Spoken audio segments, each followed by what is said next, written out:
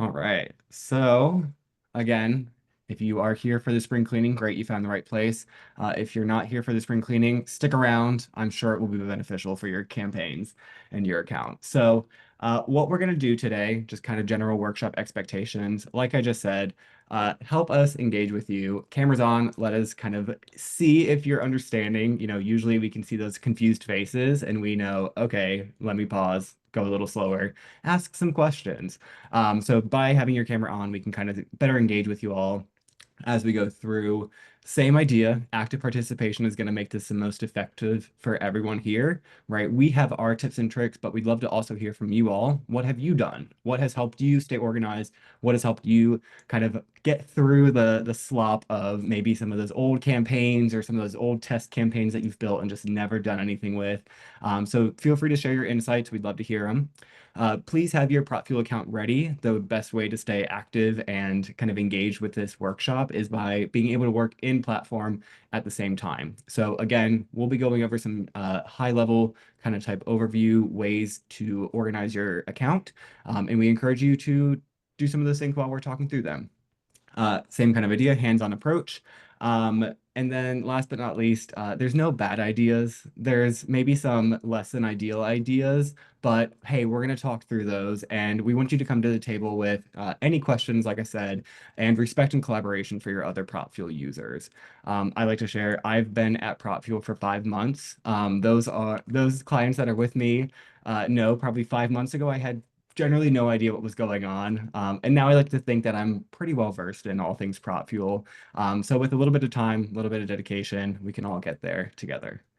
Uh, so overview and goals for the workshop today. We're going to talk about how to basically optimize prop fuel for efficiency. Again, thinking about year over year, how you can start to clean up those campaigns, clean up your account, and just have a better organizational method to all of your prop fuel account settings. We're going to talk about what it means to potentially audit Yeah. your PropFuel account, and we have a great No, little I wanted to handout. make sure it was recording before I. Is that little thing? I got you, Maggie. We're recording. Um, so we're going to talk about how you can audit your account. We've got a spreadsheet that we will send out to everyone afterwards, just so if you want to audit your own account, you're able to do so with that.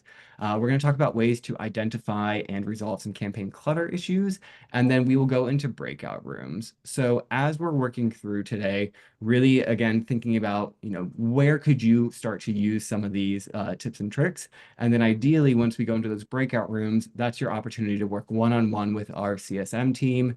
That's your client success manager. And you can ask us the questions that you might have as it was related to the topics that we went over.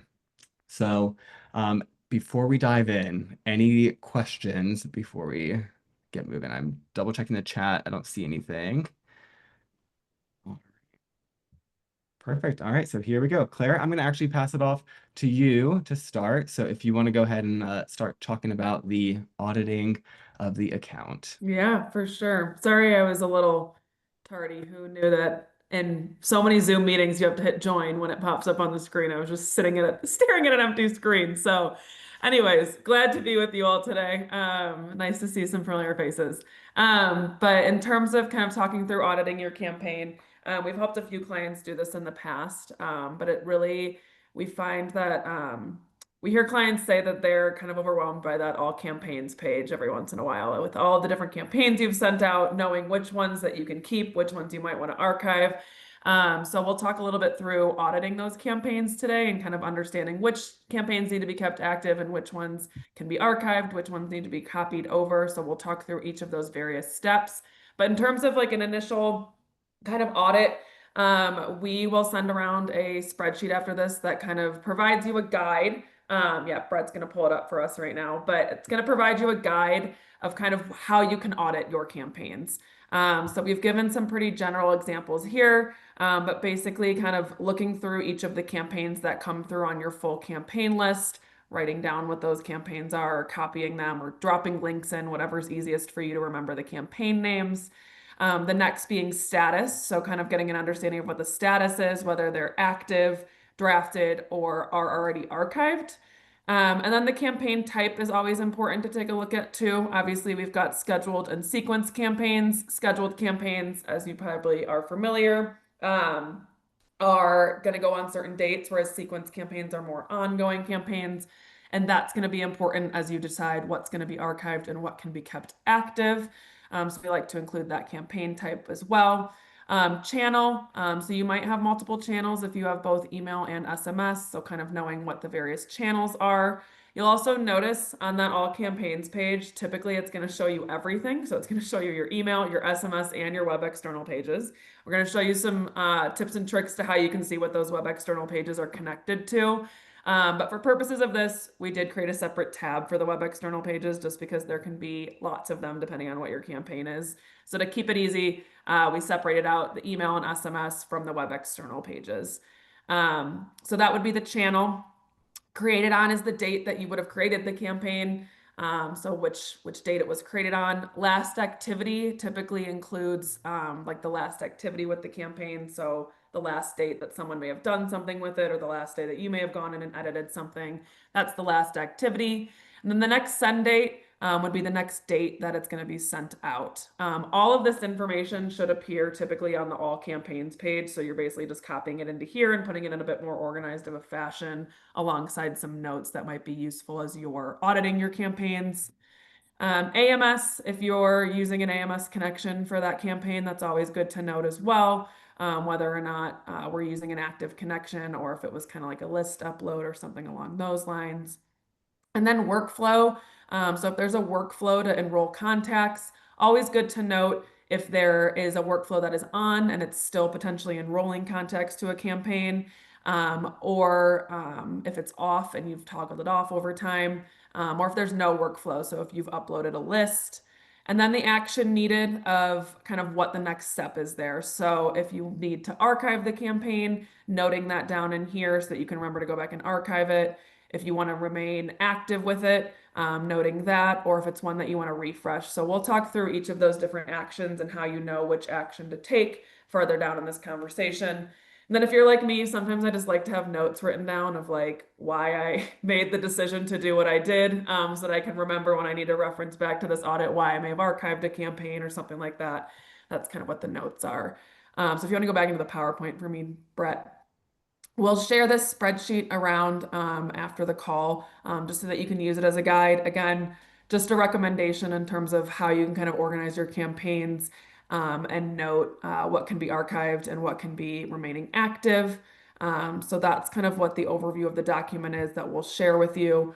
Even in those breakout sessions, if we have time and want to kind of go through one of those audits and I help you pull things into it, we can certainly do that in a breakout room as well.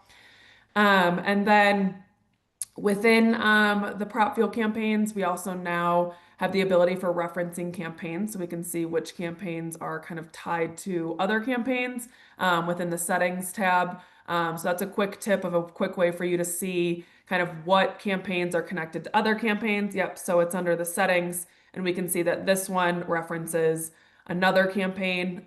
It's typically in there for both campaigns and for web external pages. So that's a really helpful, quick and easy tip for being able to see what campaigns are connected to other campaigns when you're thinking about archiving or cleaning anything up. That's a somewhat new feature that we've added, which has been super helpful. I know for some of the ones that we may have audited in the past, we one by one pulled that in. So it's really nice to have that at a campaign level now as well. And then we'll talk a bit more about like the tags and the statuses a little farther along. But yeah, anything for the team to add there? Any questions?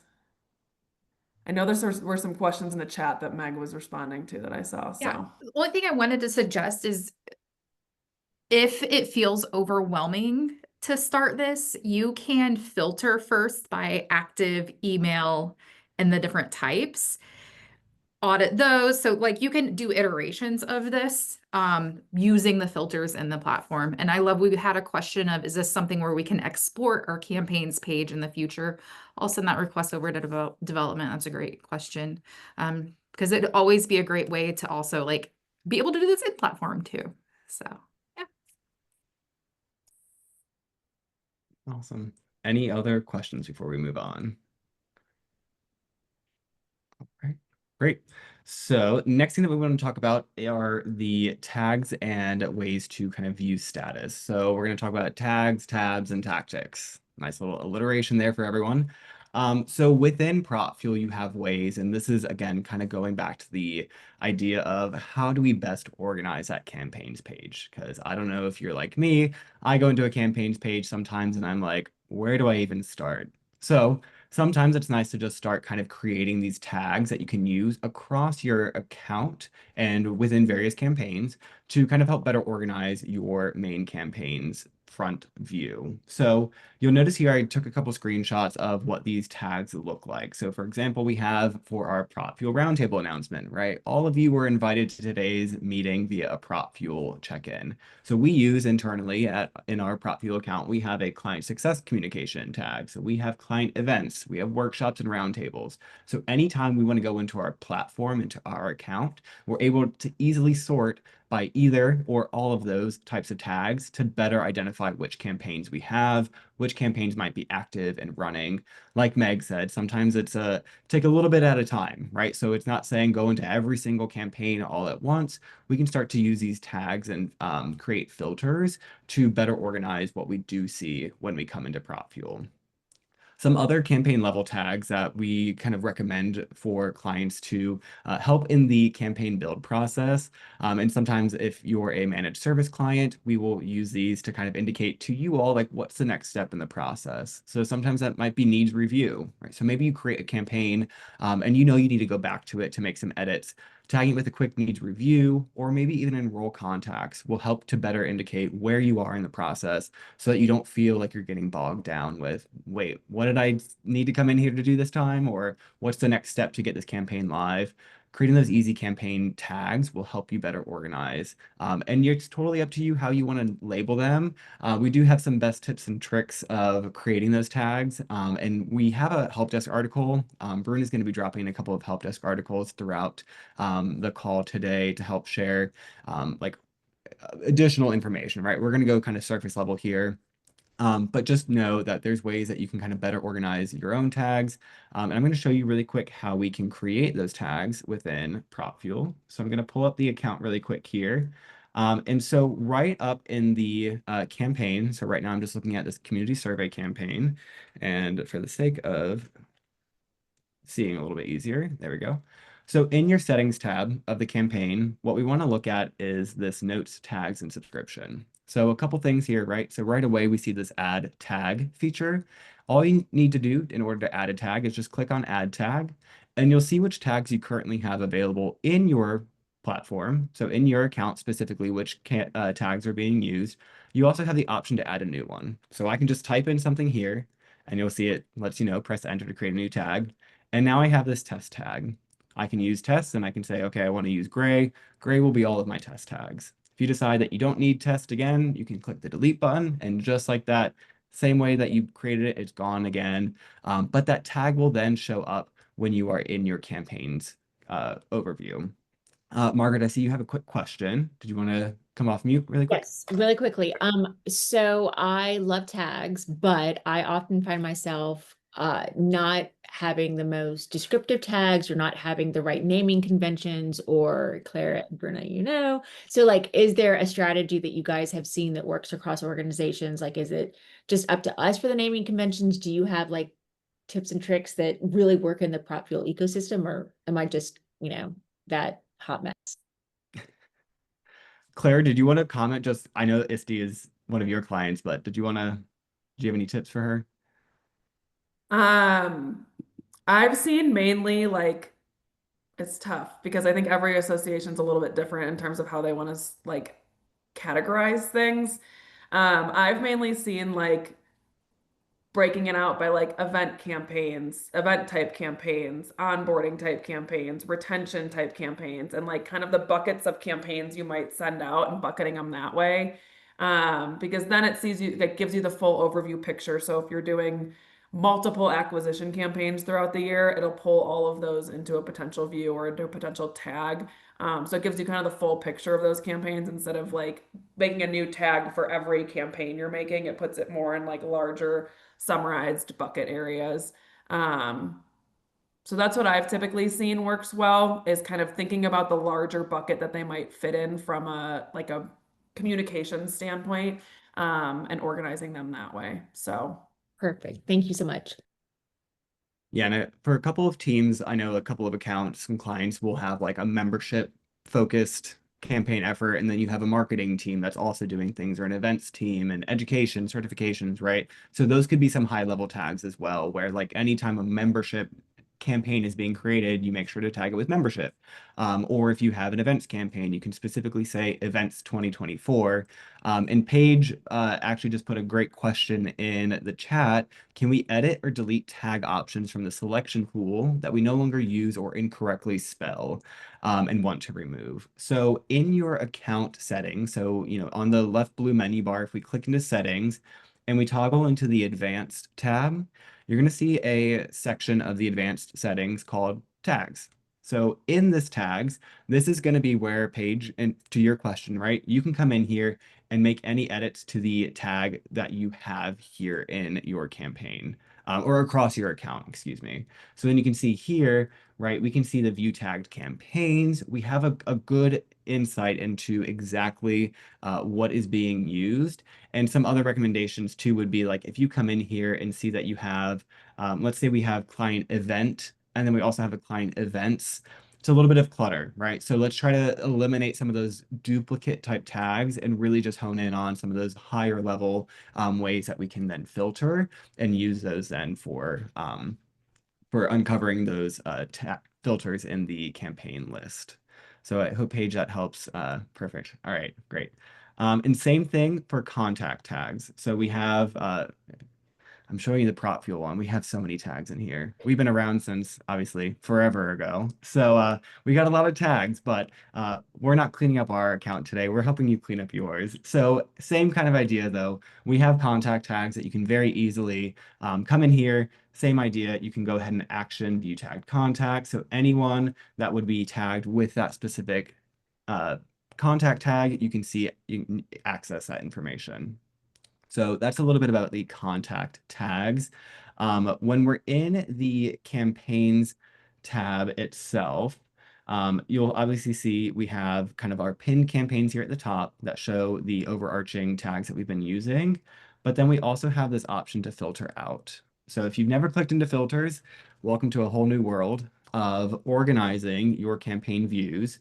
So what I recommend doing is, as you can see in filters, we set your campaigns up with a all campaigns tab, active tab, so only your active campaigns, draft, upcoming, and my campaigns. So if you want to create new tabs, so you can see here, add tab, what we'd want to do is we'd go into our all campaigns and we start to filter out. So I know, I think we had talked about, let's say we want to look at all of our campaigns that we have tagged with the workshops and roundtables. So I have my filter selected. And what I'm going to do now is from this filter, I'm going to click on Save View. This Save View is then going to give me an option of, so a PropFuel Global View. And so we're going to save it as new. And I'm going to say Workshops. And this shared with is important to note because a shared with everyone means anyone in your account that has a PropFuel login would be able to see this view. Or if it's something that you think just internally, for yourself and your own kind of PropFuel usage, it might just be something that you need access to. You can always create this as a private view. So when I click save, what's going to happen is now I have a new tab in my campaigns that's just workshops. So I don't need to come into all campaigns and do my filter every single time. It's just going to be right there for me whenever I want to click into workshops. And you can add as many filters as you want, as many different channels. So let's say you only want to ever look at email channels. You have different ways that you can do this. So that's a quick intro into adding the filters and setting those campaign views like that. And then we've got a question. Will it be possible in the future to display sort by the date the campaign went live? I often start a campaign at least a couple weeks, if not months before it launches, so created on isn't as useful for me. That is a good question. Let me see. So Chris, if I'm correct, you're saying you don't want to look at it created on, you want to know it actually went live. Correct. Yeah, so right now in the campaigns tab, we do not have that specific kind of toggle view. Um, any of the other CSMs know a quick workaround to get just that live date? Yeah, so that's definitely something I like that idea, Chris. We can add that to the dev pipeline. You may, in the meantime, want to look at last activity. That's not exactly going to give you, the date they went live, but I think it'll get you close to what you want, where it's, you have all these different campaigns with multiple check-ins. And so last activity is going to show you which ones had something happening in them. Right. But yeah, we can definitely add that to the pipeline. Perfect. Thank you. Perfect. Thank you, Chris. I just love how many ideas are also coming from you guys in this conversation. I think we meant it as like a alerting, but it's also great to hear like feedback on, can we get more tag colors and can we do this and that? Like this is very useful in terms of knowing what you guys are looking for too. So thank you for all of your participation. Yeah. All right. So we're gonna, oh, sorry. Did someone have another question? Didn't want to jump away too soon. All right. So again, we talked a little bit about just now the filters as well as the save view, mentioned how you can either share it with everyone. So again, all PropFuel account users, or if you just need this for your own private filter, you can always do that as well. Two other things that we want to quickly mention are how to subscribe to a campaign. And I'm going to show you what that subscribe means, and then as well as pinning campaigns to the top of your view. So really quick, on the subscribe. So you might come into your campaigns and look at this My Campaigns tab, and you're going to be like, wait, why is, there's nothing here. So basically, when you want to subscribe to a campaign to show in your My Campaigns, you'll do that within the individual campaign itself. So let's say I want to subscribe and have this PropFuel Roundtable announcements. Again, how we reach out to you all to notify you of an upcoming event. I'll click into the campaign. I'll go into the settings of the campaign. And right under subscription, so the same place where we had the tags, you'll see subscriptions, and I can say add to my campaigns. This little subscribe now means that I'm subscribed to this campaign. So I will be able to see this in my campaigns tab when I go to my campaigns now. So this is another easy way for users of the platform. Again, if you have multiple employees at the organization that are using PropFuel, using that subscribe can be an easy way for you to keep track of those campaigns that you built yourself and that you want to just keep tabs on as that time goes on. So You can that's one way also to go you ahead. can also subscribe from your campaigns list by clicking the 3 vertical dots and clicking subscribe too. Yeah, perfect. And so now I see also I have the unsubscribe option. So I want to go ahead and unsubscribe from that. I don't need to see that one anymore. And so just like that, same thing. Now you might be thinking to yourself, well, I don't have any pin campaigns. Well, you can pin your own campaigns, and all you have to do to pin campaigns is same thing that Megan just mentioned. You'll come here into your campaigns list. That 3 little dots next to the name of the campaign is the action. So basically the things you can do within that campaign. And you're just going to click on that pin campaign button. What that'll do is it'll pull it up to the top. And now we see that our pin campaign is up here, quick, easy access. A lot of times people want their renewal campaign, maybe a new member onboarding campaign, some of those campaigns that you're going to be more frequently accessing, and you don't want to have to kind of filter through all of the other campaigns that you have in your account. So again, using pin campaigns can help keep track of those that are most important and most timely and keep them right at the top of your screen when you come to your campaigns. Just as easy as I pinned it, I can go ahead and click on this little unpin button in the bottom right corner of any pin campaign, and it's gone. So now I don't need to worry about that. So again, kind of idea of, hey, this campaign has run through. We no longer need to be having that in our main campaign view. I can unpin things and remove them from that top section here. So Janet, you have a question? Yeah, does a pin campaign show up for every staff member that comes in or just you? Like if you Yeah. pin them, it's just you or it's everybody? Pinned is for everyone on the account. Yep.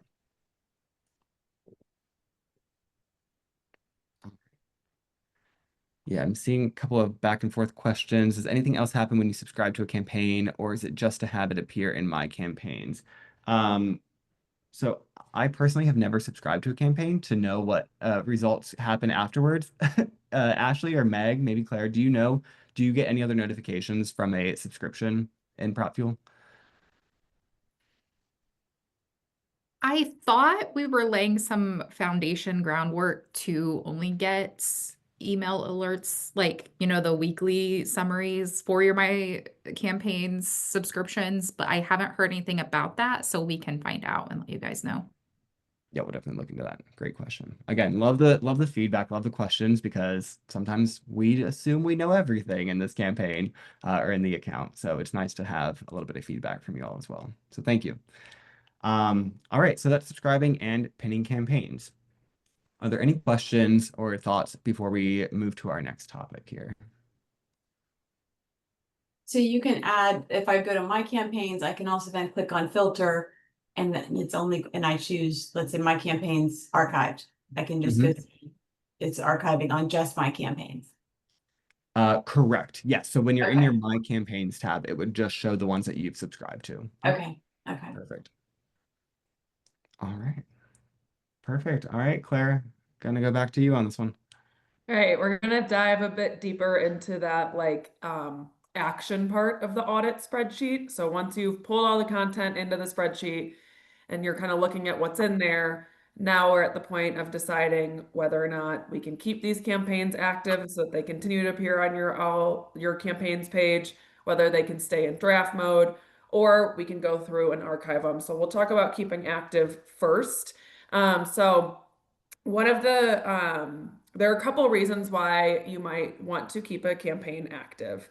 So the first being that we're still actively adding members to a campaign. So I'll do an example for a sequence campaign, and then I'll also do an example for a scheduled campaign so you can get a flavor for both. But a sequence campaign would be we're continually enrolling contacts to it. So if we've got a workflow that's turned on, that's enrolling contacts, or we're still uploading contacts to a campaign, we don't want to turn it off because people are still actively being enrolled into the campaign.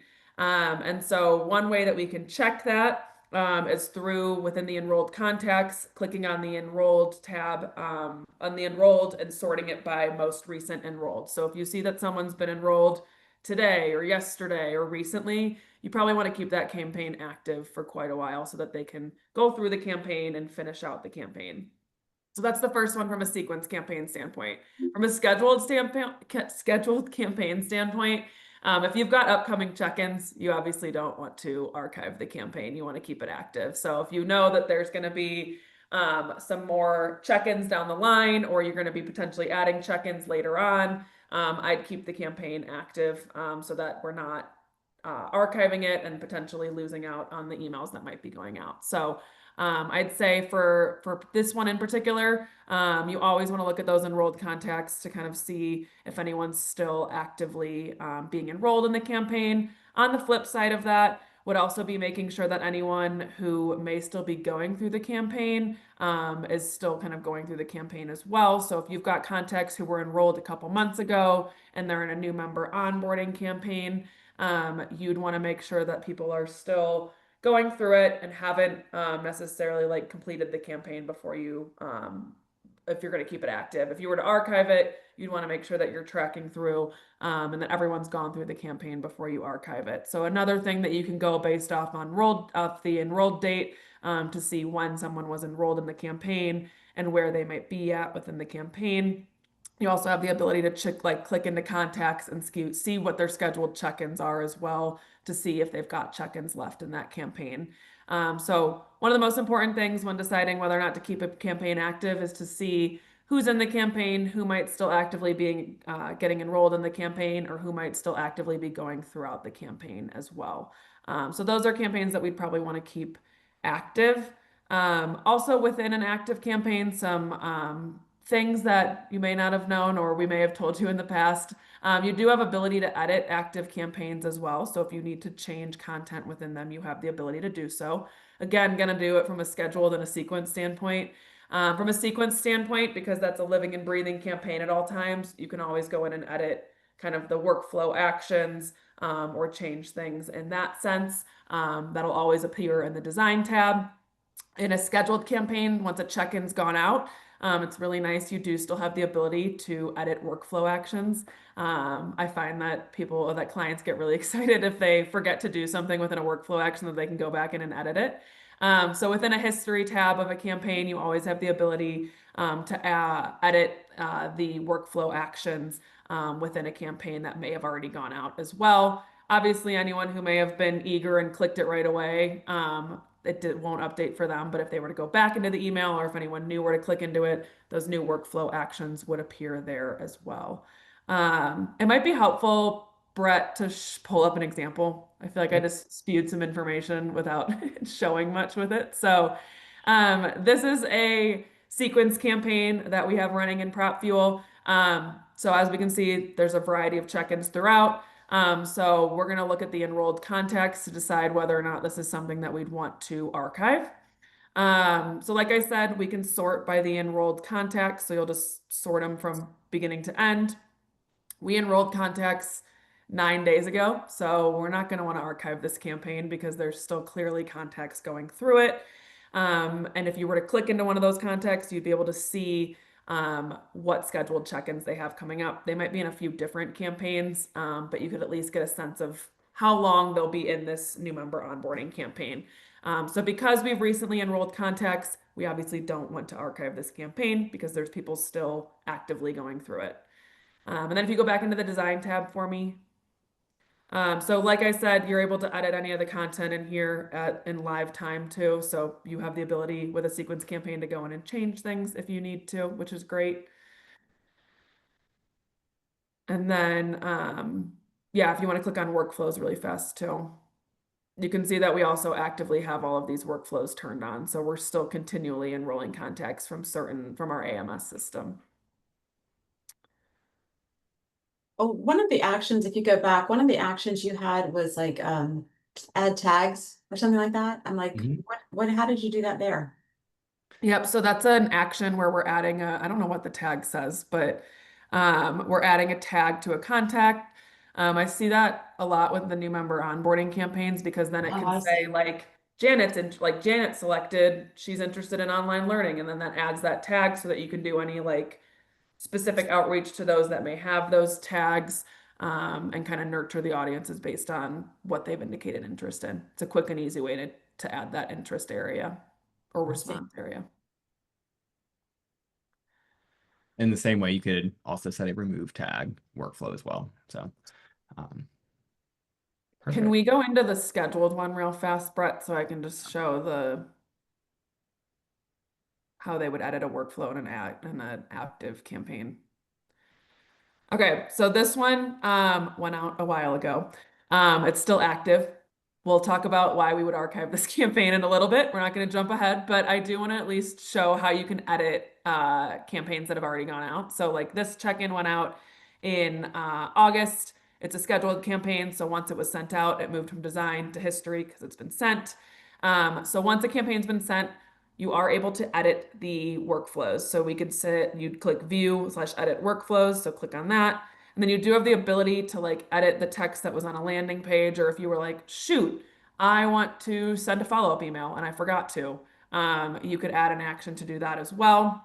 What I most frequently see people doing is like a webinar or something like that, where they may have forgotten to update the link in the landing page. And so it's really nice to have that ability if someone says like, yes, I'm interested in attending your webinar, to at least go in and update that if you forgot to update the link. So you've got full control to edit those workflows even after they've gone out. So, But after they've already seen it, how? yeah, it would only be for anyone who clicks it moving forward. So it won't like retroactively go back to those that may have already clicked it, but Okay. anyone moving forward.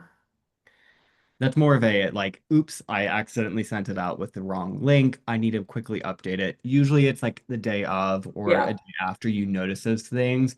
A member might reach out and be like, hey, the link is broken. That's a great opportunity for you to then go in, make the edit specifically to that check-in so that anyone, like Clara mentioned, that moves forward and clicks on that does see the correct link. Okay. Yep. And I find that people go back to emails long time after. So it could be there could be someone that goes to it and then they like click out of it and then they go back into it, and then it at least would update it to them if you've updated it. That was going to be my, oh, sorry, go ahead, Janet. Oh, I was just going to say that sometimes if you run like a promotion or have early bird deadlines, people will go back to those emails. And if you ever need to update the language, it's good here to say like, this has ended. You can go here now to learn more. So it's just like helpful. But I think, Margaret, I know what you're about to ask, but once you change it, like it's an immediate update. So even if I've got the PropFuel email sitting in my inbox, I clicked it right when I got it, went to the wrong link, and then you guys went in and updated to the correct link, and I go back to that email and click it, it'll bring me to the correct link moving forward. So it's really just like after that first action, if it's been updated, it'll work the correct way no matter how many times it's clicked. Perfect. You're a magician. Thank you. Okay. If you want to go back to the presentation, I don't want to dive too deep into why we would archive that campaign. But yeah, I think that covers all of it. So mainly the most important thing to look at is the enrolled contacts when you're thinking about keeping a campaign active, as well as the content. So if you're, again, in a scheduled campaign and have check-ins coming up or might have check-ins you're adding, you'd want to keep a campaign active for that purpose as well. Perfect. All right. Keep the good questions coming. We love the engagement here in the chat. The next thing, kind of similar to when to keep campaigns active, is maybe you're going through your audit and you realize, oh, well, we ran this renewal campaign in 2024, and you now are in 2025, and you want to reach out to those those members that might be renewing in 2025. The way that PropFuel campaigns work, and I know this is often a question that clients come to us with, so we just want to kind of make sure that it's clear as many times as we can. A contact can only be brought in via workflow one time into your campaign. So let's say you have a renewal campaign for 2025 and you enroll your contacts via the contact workflow. That contact is now in that campaign. They will start on that sequence or that scheduled check-in for the renewal cycle. And once they make it through that campaign, they've gone effectively through all of the check-ins. And so they've reached the end of that campaign. Now 2026 comes around and that member is now up for renewal again, right?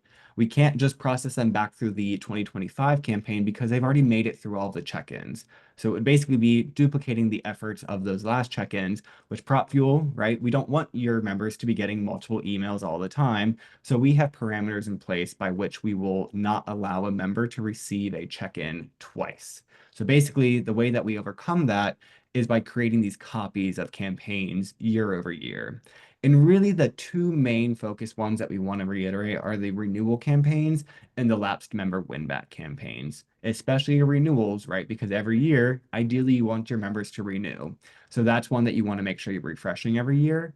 The lapsed win-back, obviously, not everyone is going to lapse every year, but in the off chance that you have that one member that inevitably always misses that renewal deadline, you got to reach out again once they've lapsed. So same kind of idea, you'd want to make sure that the lapsed renewal or the lapsed win back is also copied year over year, just to ensure those contacts will make it through that campaign again. So there's a couple things when you're copying a campaign that you want to keep in mind. One, what was the original purpose of the campaign and the timing? So does it still make sense to have that same campaign being sent out? In the case of a renewal, obviously, yeah, you want to continue to reach out to those members as they approach the renewal.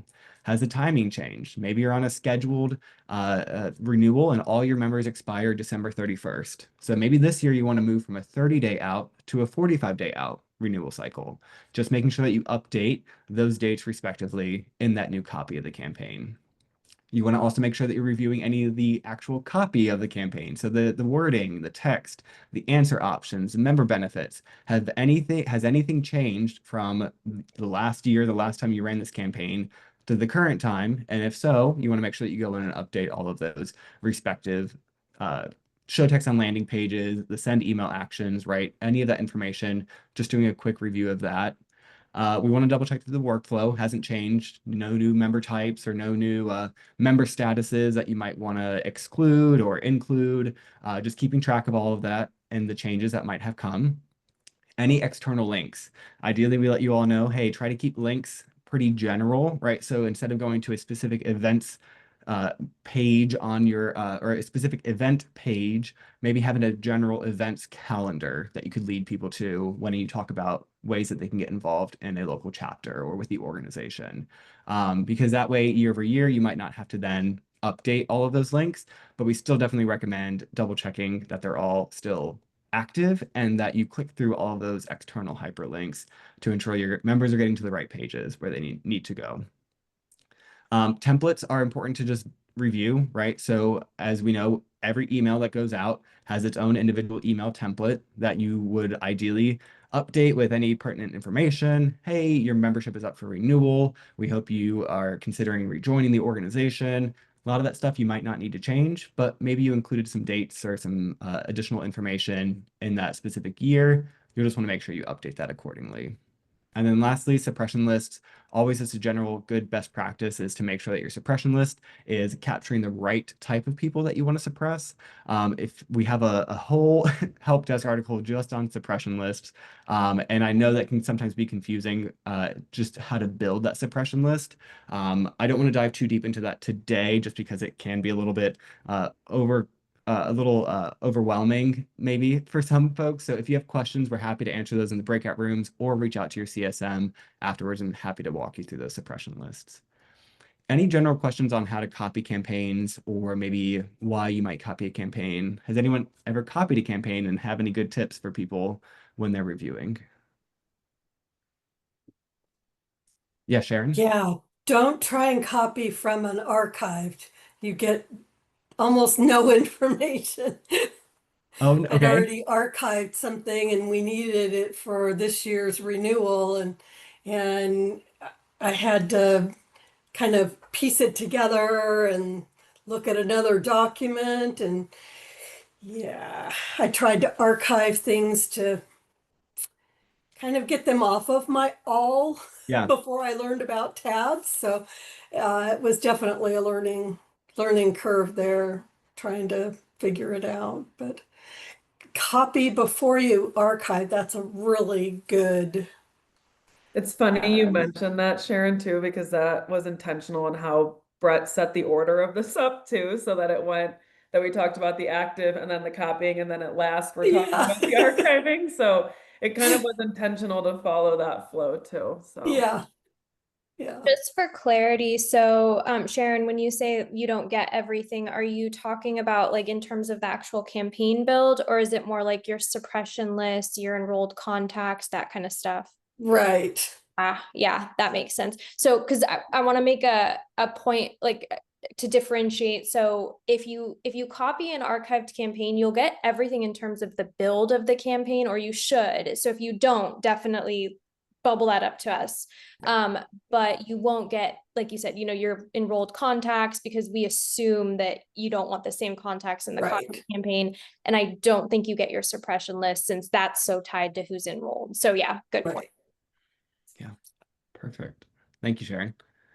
the only other thing I would add is when you copy, and I feel like this comes up sometimes when you're copying campaigns, it just copies the email campaign. It's not going to necessarily copy the web external pages that are tied to it. So just keep that in mind too. I think it kind of depends on how you want to like have your data year over year. I see some clients that may be okay with reusing those web external pages each year, and just kind of building on the data that goes within each of those web external pages. Or if you want your data from those web external pages to be like segmented out year over year, you're going to want to also copy those web external pages when you copy the campaign and then replace them within the copied campaign. So just something to flag when you're copying too, that they won't automatically also copy. All right, we're gonna keep moving. Again, keep all of your questions, write them down as we're going through. We will have time in the breakout rooms, but we do want to make sure we get through all the topics here first. So Claire, if you want to now talk about when to archive. Yeah. So let's say we've looked through, we know what we want to keep active, we know what we want to copy, and we've decided there's these remaining campaigns that we don't really need to keep on anymore. So you have the ability to archive campaigns in PropFuel, and when you archive a campaign, it's basically going to move it off of your all campaigns page. You can obviously add filters to look for the archived campaigns like Brett put in this screenshot here. So let's talk through why you might want to archive a campaign. We've kind of talked about it a bit on the active campaign side, but we're basically going to think about it the opposite way for archiving. So let's say that contacts are no longer being added. So we've got a workflow that was pulling contacts in, and there's no longer any contacts that are being pulled in from that workflow, whether that be because that workflow is turned off or because people don't meet that criteria anymore, or aren't new to the campaign anymore and being enrolled from that contact workflow. So again, we would see that from that enrolled contacts. And if we were to see that no one's been enrolled for 2 years or whatever it might be, you likely don't need to keep that campaign active anymore because no one new is being enrolled in it. Let's say you wanted to revitalize that campaign, you could always add a new workflow and enroll contacts that way, but you'd likely, again, want to kind of repurpose the content and create a new campaign when that happens. So if contacts are no longer being added to the campaign, you can archive it. If all contacts have been processed through each of the check-ins, so going back into when we talked about the archive campaign, once we know that someone's gone all the way through the campaign and no one else new is being enrolled into the campaign, we can archive it. If you're not planning any additional check-ins, so if you're in a scheduled campaign and you aren't planning to add anything else to the campaign, and if they've gone through the various scheduled check-ins that are being sent out, you can archive that as well. Or you might see this pretty frequently sometimes when we're testing workflows or want to test workflows for a campaign. We typically label them ZZZ test. You guys might all label them differently. But if you've got drafted or test campaigns, there's no need to keep those around unless you want to remember what the workflow is or something like that. So those can obviously be archived as well. So I would love, Brett, if you could show the two that we can archive. Yep. Okay. I've got an example for a scheduled and a sequence campaign, just so you can kind of see both. Scheduled campaigns are a little bit more straightforward than the sequence campaigns when it comes to archiving. But this is one that would have been sent out, obviously from the name of it, we can tell that it's old, but let's say it didn't say 2023 in it.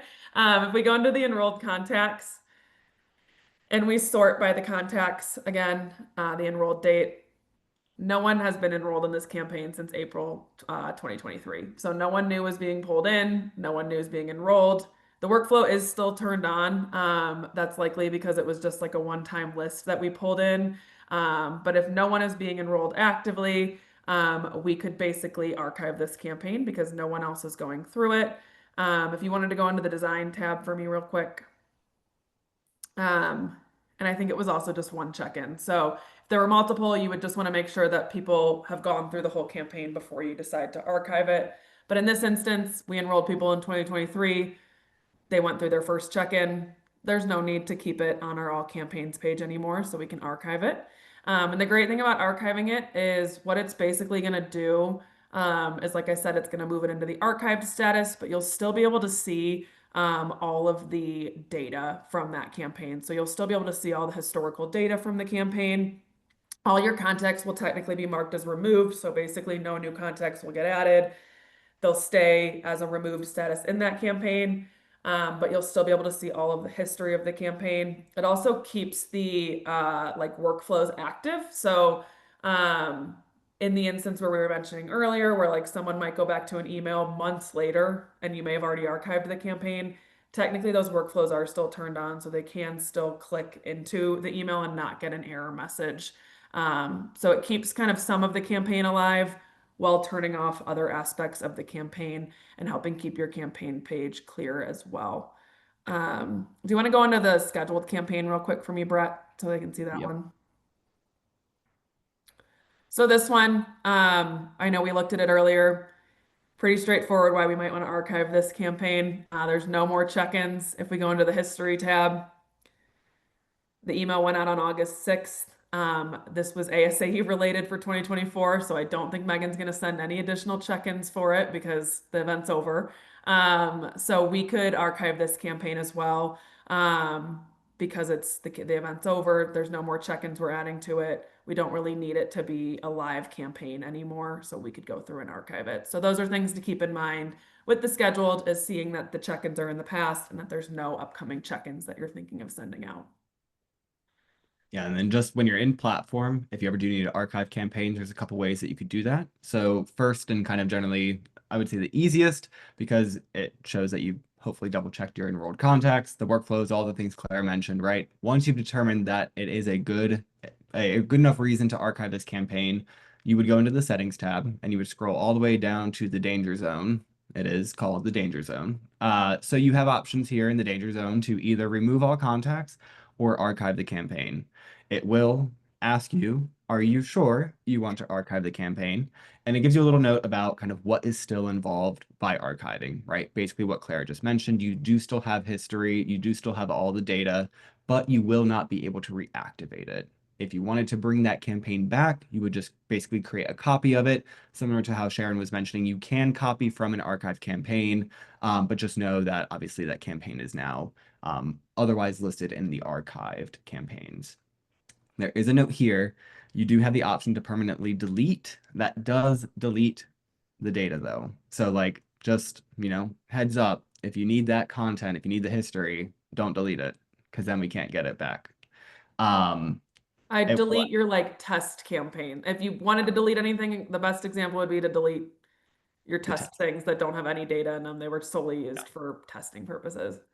And we're going to really make sure you need to delete it by making you type in delete in all caps before you delete it. So again, just careful in the danger zone. But archive campaigns is the easiest way to do that. You'd come in here, click archive, and you're good to go.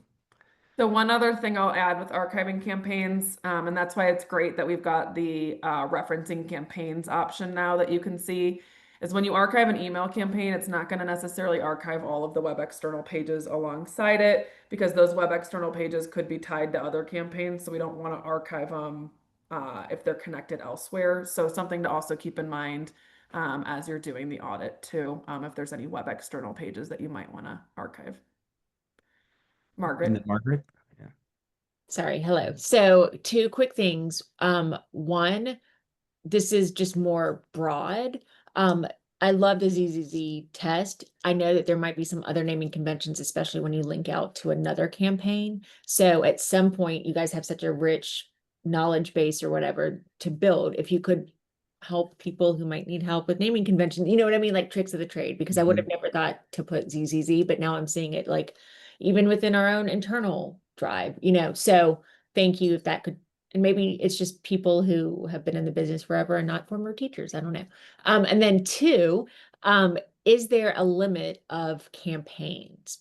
Like, will y'all be like, whoa, you have too many campaigns?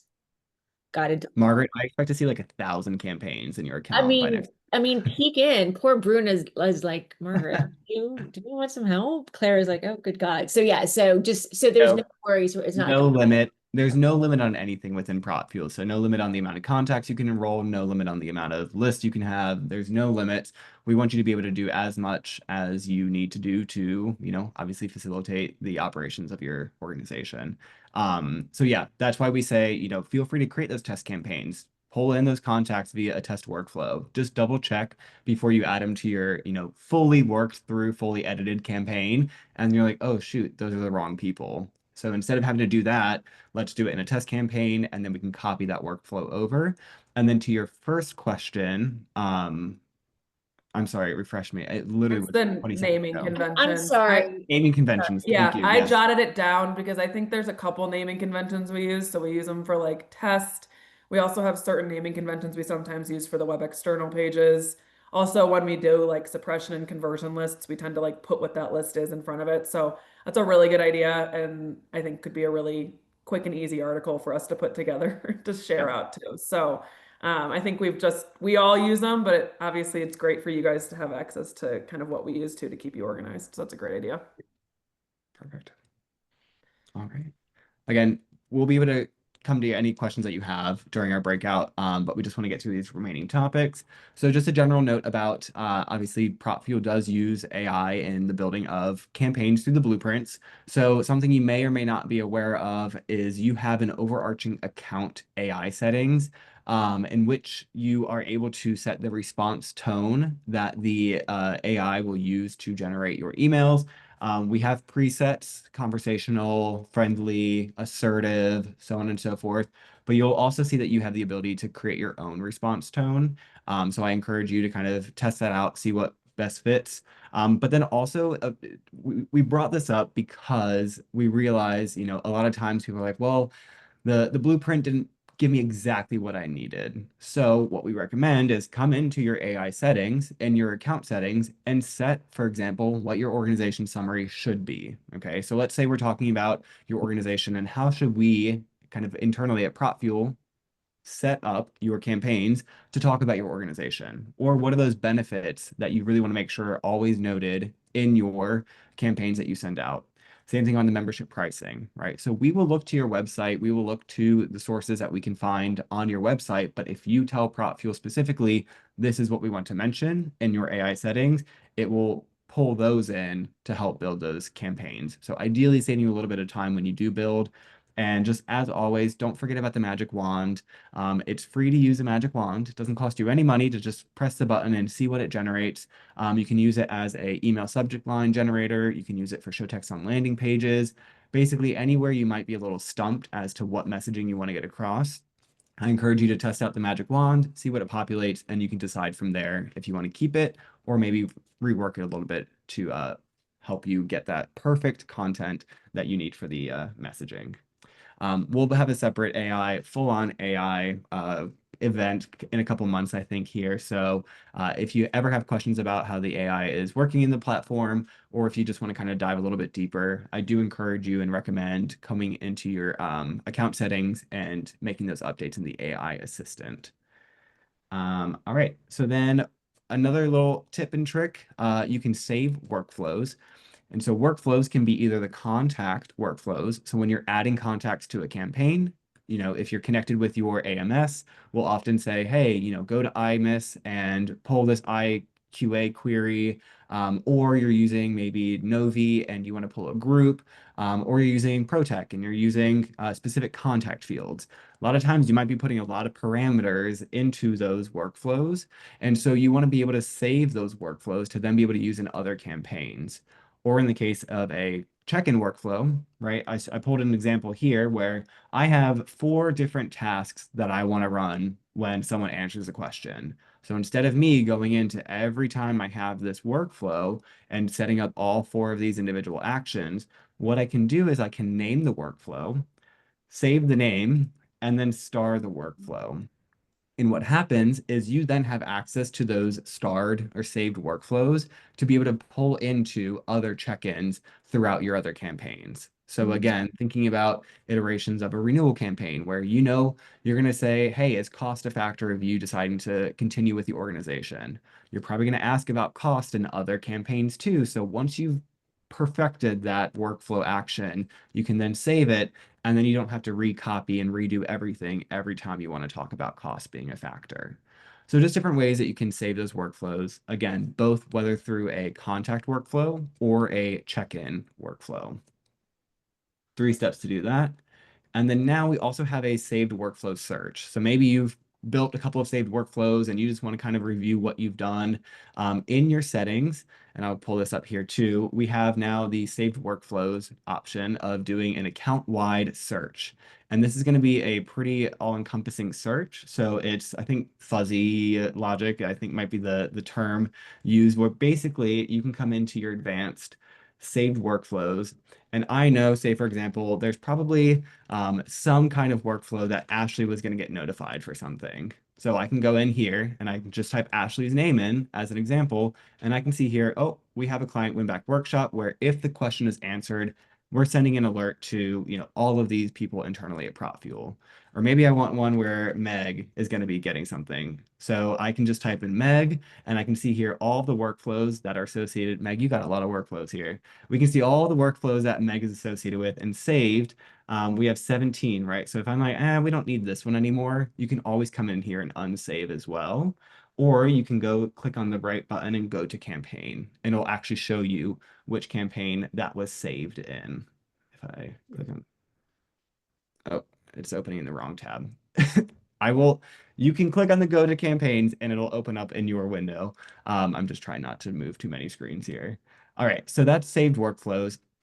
Again, new saved workflow search. It's very all-encompassing. It looks for both contact workflows and check-in workflows. So you can do that. And then last thing before we go into the breakout rooms, you all have your template library. You might have 100 templates, you might have one template. No matter what, it can get a little overwhelming when you come into your account templates and you just realize there's like 100 templates to look through. Templates up in 3 places in PropFuel. And what we want to recommend is when you think about your overarching account settings, so kind of the global templates, what most of us refer to as a template library, think of these as more of exactly that. It's a template, so you create the blocks in which you want to always then be able to update in the specific check-in. So say for an email, right? I know I always want the PropFuel logo at the top. I then always want to have an email body that's going to be just a general text where I'm going to provide some kind of context to the question I'm asking. We'll then have the PropFuel question, and then maybe I want to have a signature line. So every time I send out an email, it'll have my Brett Volts with my signature and my headshot down below. So that's going to be my overarching template. And I might name that, PropFuel Brett or PropFuel BV. So I know whenever I'm building a campaign, I want to pull that in. And then in the campaign level, you can set campaign level defaults. So basically, we'll pull in the default campaign that you have, but you can also then edit specifically into the campaign. But what's most important and what we always say that you need to make sure you're doing is updating at the check-in level. But you don't have to always save templates from the check-in level. So what happens a lot of times is we'll see in the design, in the templates here, if you click on this 3 little dots, right, it'll say save copy to my templates. So basically what it's doing is it's taking all of the edits that you made in this specific template, and it's going to save it as a new template in your library. So when you go to your library, and you all can poke fun at us because we have a lot of templates in ours, but you can then see, right? So we have a template for webinar, we have a template for Melissa signature, we have a swag, we have a new employee, we have a bunch of different templates, but it can get a little overwhelming to know which is which. So one thing to do is just either make default for one that you're going to always use over and over. So maybe a membership one, or you can go in and delete over time. But thinking about these email templates and the check-in page templates and all of the other, oh my gosh, we have so many. This is almost a little embarrassing. Check-in page templates. So we have all of the check-in page templates, and then we'll have all of our thank you page templates as well. So again, lots going on here. But just know the email template library is going to be your way to kind of make sure that you're only focusing on those templates that you're actually still using and are actually still relevant to the organization at that time. Again, Alright. if you save something as default, is that unique to your login or is it for everybody? The default is for the entire account. Okay. Yeah. Perfect. And Paige? I figured this was easier to talk it out. So my template page is not great. And I have been doing that save templates from my campaign. So it's not great. If I have those templates linked to a campaign currently, and I delete that template because I'm cleaning things up, am I going to mess up my campaign? So if you have it attached to the check-in and you've edited the check-in, that now lives in the check-in. So like by deleting the overarching template wouldn't remove it from that specific check-in. Now it would remove it as a default in the, no, because I'm misspeaking. It would still live in the campaign as well. It just removes it from the template library. Yeah. I'm like, Yeah, it's just 3 making levels here. it's Yeah. just making a copy of your template each time. So each time you pull it into a campaign, it's making a copy, and that copy never gets touched unless you actually edit it in the campaign itself. So yeah, you can delete to your heart's content in the template library and it won't mess anything up. Excellent. Thank you. Perfect. All right. Any other questions before we go into the breakout rooms? That was a very good question, Paige. Thank you. The only other question I had, Brett, is is there anything or could there be anything in the works to sort of provide a warning if somebody's in too many campaigns, like, you know what I'm saying, that they might be overlapping a lot? Um, we have a lot of campaigns, and so I just wonder if, oh, look, I'm going to be sending somebody a 3 campaigns in one day or back-to-back days or something like that. Yeah, I know we've talked about it because I mean, obviously we don't have that currently in platform. And I do see the value of obviously knowing when you might be overwhelming your members with multiple emails. As of current, and Ashley, if you know otherwise in terms of like the development of the platform, I don't know if we have anything currently in place. Again, another great idea that we could incorporate, I think. But my recommendation would be looking at the contact specifically, and then you're able to see the scheduled check-ins for those contacts. I know when you have hundreds of contacts getting brought Yeah. in, it's not as easy to do those one-offs. Again, I'll look to the other CSM, see if anyone has any tips and tricks on that one. Yeah, you also have a tab out of the box that says upcoming campaigns, so you can see if there are campaigns that overlap each other. So you can double check that. If you have lots of campaigns sending on the same day, it might be a time to just take a strategy moment and see what you can consolidate or make a little bit more strategic, concise. But yeah, you have at least that. It doesn't show you who is in the campaigns, but you can at least see if anything is overlapping on the same day.